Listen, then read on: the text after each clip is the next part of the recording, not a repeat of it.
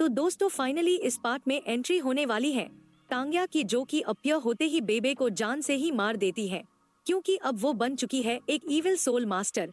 और क्या बेबे अपने आप को बचा पाएगा या जान से मारा जाएगा? इसलिए वीडियो को आखिरी तक मजे से देखते रहिए। और हाँ, चैनल में नए हो तो एक सब्सक्राइब जरूर से करके जाना। और हम चलते हैं अपनी इस वीडियो की तरफ।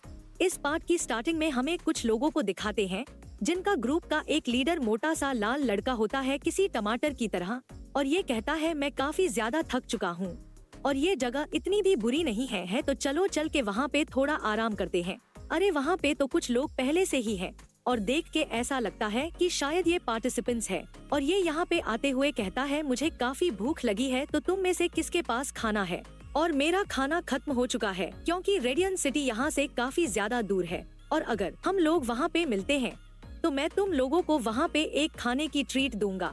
इसलिए जल्दी से बताओ कि मेरे लिए कुछ खाने के लिए है क्या? तो कुछ मुझे जल्दी से दे दो। लेकिन तभी इसकी नजर डोंगर के ऊपर पड़ जाती है जो कि युहाओं को सुला रखी थी, और ये इस पर लट्टू होते हुए कहता है ये लेडी तो कितनी ब्यूटीफुल है। और ये डोंगर के पास जाते हुए कहता है हे ब्यूटी, मेरा नाम फैंग लिंग है और मैं काफी महान व्यक्ति हूँ, और मैं हेवन गेट सेक्ट का एक जीनियस भी हूँ, और तुम जो इतनी ब्यूटीफुल हो तो तुम्हें मेरे साथ होना चाहिए। जिस पर डोंगर इससे कहती है मोटे दफा हो जाओ। और इस चीज को सुनकर फैंग लिंग को काफी गुस्सा आ जाता है और ये चिल्लाते हुए कहता है आखिर तुमने अभी ये क्या कहा, और आखिर तुम्हारी हिम्मत कैसे मुझसे ऐसे कहने की? और क्या तुम जानती हो कि मैं कौन हूँ? मैं हेवन गेट सेक्ट का यंग मास्टर हूँ और मेरा भाई हेवन गेट सेक्ट का मास्टर है। और तभी लिंग सैनचेन काफी तेजी से इसके पीछे आ जाता है और काफी डरावनी तरीके से कहता है यहाँ से दफा हो जाओ। तो फैंग लिंग कहता है क्या तुम कोई पागल हो जो मुझे डराने की कोशिश कर रहे हो? तो लिंग सैनचेन वापस से कहता है यहाँ से दफा हो जाओ। तो ये बंदा अपनी सोल रिंग्स को रिलीज करते हुए कहता है क्या तुम मरना चाहते हो? और चलो मैं तुम्हें दिखाता हूँ कि मैं कितना ज्यादा महान हूँ, और यहाँ से बच के भागने के बारे में तो सोचना भी मत। और बेबे को भी इसके ऊपर गुस्सा आ रहा होता है और इस तरफ लिंग फैंग ने कैनन से अटैक कर दिया होता है और कहता है भाड़ में जाओ। और इसे ऐसे कैनन से अटैक करते देख बेबे काफी चौंक जाता है और ये कहता है कि ये कमीना तो चीटिंग कर रहा है। और ये कहता है आखिर ये इस रेंज में कैसे कैनन को इस्तेमाल कर सकता है? जबकि इस तरफ लिंग सैनचेन भी अपनी स्वॉर्ड को बाहर निकाल के लड़ने के लिए पूरी तरीके से तैयार हो जाता है और ये तुरंत ही अपने सॉलिटरी डोमेन को इस्तेमाल करता है और ये अपनी स्वॉर्ड से फैंग लिंग के कपड़ों के चिथड़े चिथड़े उड़ा देता है। और इस वजह से फैंग लिंग के काफी तगड़े वाले होश उड़ जाते हैं और ये कहता है आखिर ऐसा कैसे हो गया है? और इसे देख के तो स्वॉर्डमैन का मूड भी खराब हो जाता है। जबकि इस तरफ हुआ युहाओ लिंग सैनचेन को देखते हुए कहता है इसका स्वॉर्ड डोमेन तो स्ट्रॉन्ग होता जा रहा है और आखिर ये कब से इतना शांत और जेंटल हो गया है अपने अपोनेंट के साथ? और डोंगर चौंकते हुए कहती है युहाओ तुम उठ गए। जबकि इस तरफ फैंग लिंग अपने लोगों के साथ यहाँ से धूम दबा के भाग रहा होता है और चिल्लाते हुए अपनी साथियों से कहता है यहाँ से जल्द बाहर निकलो। जबकि इस तरफ लिंग सैनचेन का मुंह पूरी तरीके से उतरा हुआ होता है और ये कहता है ये तो कितना बोरिंग था और इससे लड़ने में तो मुझे जरा सी भी परेशानी नहीं हुई। और शाम तक ये सभी ही सनमून एम्पायर पहुंच गए होते हैं और यहाँ के मिंगडू होटल के अंदर एक लेडी इनका स्वागत करते हुए कहती है लेडीज एंड जेंटलमैन, क्या आप सभी ही यहाँ पे सोल मास्टर एलाइट टूर्नामेंट में पार्टिसिपेट करने के लिए आए हैं? अगर आए हैं तो प्लीज आप मुझे फॉलो कीजिए। और युहाओ अपनी स्पिरिचुअल आई से इस पूरे होटल को देखने लगता है और ये इसे अच्छे से चेक करता है और जिनके भी अंदर सोल पावर फ्लक्चुएशन नहीं हो रही है उन्हें ये इग्नोर कर देता है और कहता है यहाँ पे टोटल 34 सोल मास्टर्स हैं 7 रिंग्स वाले, जबकि 4 रिंग्स वाले 216 लोग हैं, जबकि 178 लोगों के पास सिर्फ 3 ही सोल रिंग्स है और बाकी के 50 के पास तो सिर्फ 3 रिंग्स भी नहीं है। और ये मन में कहता है लेकिन इस बार यहाँ पर काफी सारे सोल सेक्ट हैं, तो शायद इस टूर्नामेंट के अंदर कई हिडन ड्रैगन्स और टाइगर्स छिपे हुए देखने को मिल सकते हैं। और तभी कोई युहाओ को काफी प्यार से पुकारता है तो युहाओ भी पहचान जाता है कि ये प्रिंसेस जियो जियो है, मतलब कि ये जो लड़की है ये स्टार लुओ एम्पायर की जियो जियो प्रिंसेस है। और ये कहती है तुम लोगों को मैंने पहले भी देखा था और मैं पहले तो थोड़ी सी कंफ्यूज थी, लेकिन अब पता चला है कि तुम लोग सच में यहाँ पर आए हो। और युहाओ आखिर तुम्हारे साथ क्या हुआ है? तो युहाओ कहता है चिंता करने के लिए थैंक यू, और ये तो बस छोटी सी प्रॉब्लम है। और इस चीज को सुन के जियो जियो चौंक जाती है और ये मन में कहती है क्या ये सच में छोटी सी प्रॉब्लम है? और फिर ये युहाओं से पूछती है, आखिर तुम्हारे साथ ऐसा कैसे हो गया? लेकिन क्या तुम अब भी श्रेक्स एकेडमी के रिप्रेजेंटेटिव के रूप में पार्टिसिपेट करना चाहते हो? जिस पर युहाओं मना करते हुए कहता है, नहीं, इस बार ही हम श्रेक्स एकेडमी को रिप्रेजेंट नहीं करने वाले हैं। और इस चीज को सुनकर जियो चौंक जाती है और ये कहती है कि अगर इस बार ही तुम लोग श्रेक्स एकेडमी को रिप्रेजेंट नहीं कर रहे हो तो फिर तुम लोग यहाँ पर किसे रिप्रेजेंट करने के लिए आए हो? तो बेबे कहता है, इस बार ही हम तांग सेक्ट को रिप्रेजेंट करेंगे और इस बार ही हमारा गोल तांग सेक्ट की रेपुटेशन को रिवाइव करने का है। और इस चीज को सुन के जियो कहती है, अगर ये चीज कोई और कहता तो मुझे इस पर बिल्कुल भी विश्वास नहीं होता, लेकिन अब जब तुम लोग ये कह रहे हो तो ये डेफिनेटली पॉसिबल होगा। और फिर ये एक गोल्डन कॉइन को देते हुए कहती है, ये हमारे स्टार लुओ एम्पायर का एक टोकन है और अगर तुम लोगों को किसी भी चीज की जरूरत पड़ती है तो तुम लोग बस इसे इस्तेमाल करना मुझसे मिलने के लिए, और अगर वो चीज मेरी पावर के अंदर हुई तो मैं जरूर तुम लोगों की मदद करूंगी। और फिर ये लोग प्रिंसेस का शुक्रिया अदा करते हुए कहते हैं, मुझे उम्मीद है कि हमारे पास फ्यूचर में मौके होंगे एक साथ कोऑपरेट करने के। जिसके बाद प्रिंसेस यहाँ से चली जाती है। तो बेबे युहाओं से पूछता है, आखिर तुम क्या सोच रहे हो? तो युहाओं कहता है, मैं तो बस यही सोच रहा था कि ये तो बस एक टूर्नामेंट ही है, तो इसमें ऐसी क्या दिक्कत होगी जिससे कि हमें प्रिंसेस से हमें मिलना पड़े। लेकिन क्या आपको लास्ट टाइम वाला इंसिडेंट याद है? तो बेबे कहता है, क्या तुम्हारा मतलब बॉडी सेक्ट के अटैक से है और क्या तुम्हें ये लगता है कि ये आपस में रिलेटेड है? जिस पर युहाओं कहता है, मैं श्योर तो नहीं हूँ, हालांकि स्टार लू एम्पायर के खिलाफ एक और स्नीक अटैक का होना पॉसिबल है। और इस बात को सोच के बेबे और युहाओं उदास होने लगते हैं। तो जू सांसी कहता है, मैं दावे के साथ कह सकता हूँ कि बॉडी सेक्ट के पास इतनी हिम्मत नहीं होगी कि वो इस टूर्नामेंट को अटेंड करें, लेकिन हमें उन्हें भी अंडर एस्टिमेट नहीं करना चाहिए और अगर वो आते भी हैं तब भी हम पीछे नहीं हटेंगे। तो बेबे कहता है, हाँ मैं भी इस बात से सहमत हूँ, लेकिन युहाओं तब तक तुम्हें मैच के लिए नीचे नहीं जाना चाहिए जब तक की जरूरत ना पड़े।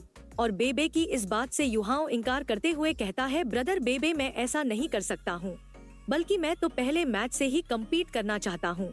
तो सभी लोग युहाओं के ऊपर चिल्लाते हुए कहते हैं, ये पॉसिबल नहीं है। और डोंगर कहती है, मैं तुम्हारी देखभाल करना चाहती हूँ और तो और तुम हमारे एक सीक्रेट वेपन हो और एक सीक्रेट वेपन को छिपा के रखा जाता है।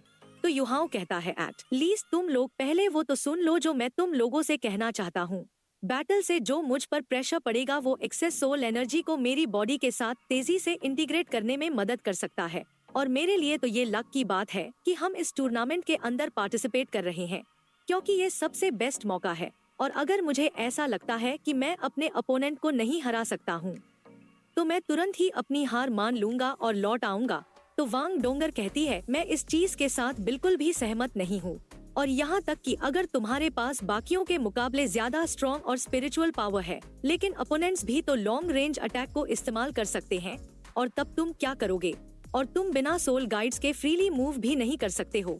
तो युहाओं मुस्कुराते हुए खुश होते हुए कहता है, ये तो कोई बड़ी प्रॉब्लम नहीं है और क्यों ना तुम लोग मुझे फर्स्ट नॉकआउट राउंड के अंदर जाने दो और तुम लोग अपनी आंखों से देख ही लेना कि क्या होता है। और अगर मैं सच में अपने आप को प्रोटेक्ट नहीं कर पाता हूँ तो मैं अगले मैच में पार्टिसिपेट भी नहीं करूँगा, और अगर मैं टिक भी जाता हूँ तो मैं वादा करता हूँ कि मैं 3 राउंड से ज्यादा नहीं लड़ूंगा। और अब तुम लोगों को इस पर क्या लगता है? तो डोंगर काफी ज्यादा इमोशनल होते हुए कहती है, अगर ऐसी बात है तो फिर ठीक है, लेकिन तुम्हें मुझसे एक वादा करना होगा कि तुम्हें हर दम अपनी सेफ्टी को आगे रखना होगा, और ये सभी के लिए ही है, लेकिन ये तुम्हारे लिए कुछ ज्यादा है। जिस पर युहाओं कहता है, चिंता मत करो, मैं मरूंगा नहीं।